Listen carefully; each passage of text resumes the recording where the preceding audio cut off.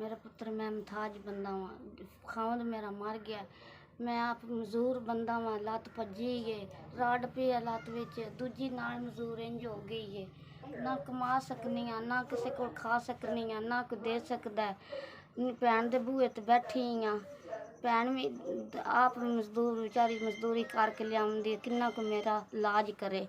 इलाज तो भी मैं बैठी हाँ, मंजी ते रहनी हाँ, ना किसी दी मजदूरी कर सकनी हाँ, ना किसी दा काम कर सकनी हाँ।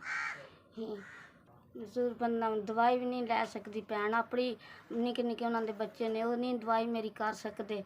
मैं आप राती सारी रात आए करदे लंघदी है मेरी दवाई जोगा भी पैसा को नहीं कोई देंदा ते ना कोई आया कोई। भैन को मंगन लगे शर्म आंदा रुपया 100 भी। अल्लाह जिंदगी करे मेरा पुत्रा जिन्हें 5000 कर लिया है मेरी दवाई दारू वास्ते।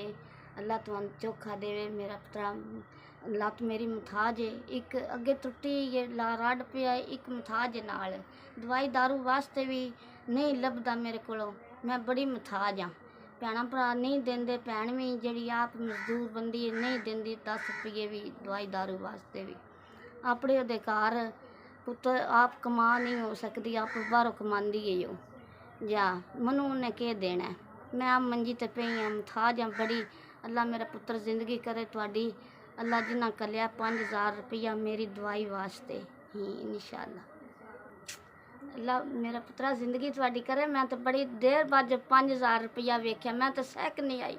पैसे लो मन पैसा नहीं लभदा आया। मैं जड़ा 5000 दिता जे मैं तो चुम चुम के चुमनी पई।